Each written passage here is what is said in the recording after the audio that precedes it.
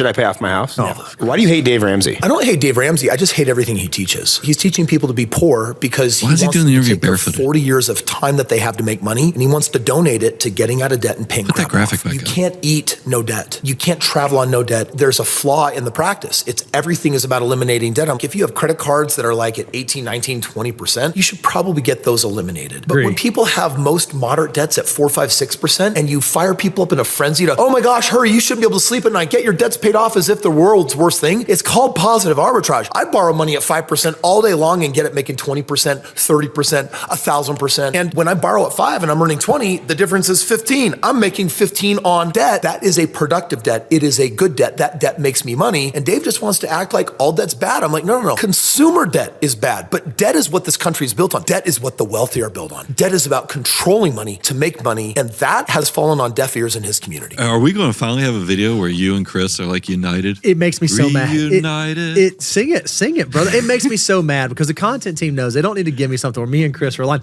But I don't disagree with him entirely and completely because I do think a lot of people, and even people that follow Dave, they get so passionate about being completely debt-free that they end up making suboptimal financial decisions like paying off very low interest mortgages or focusing on satisfying debts that maybe don't make sense to satisfy based on where they are in their financial order of operations. But here's where I do disagree with Chris a little bit because I can never agree with him fully. You got Dave on one extreme, no debt, no debt, no debt.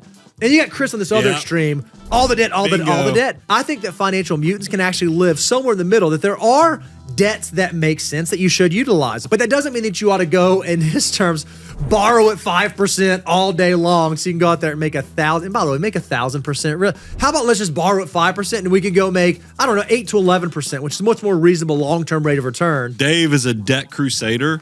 And then Chris out here wants to leverage.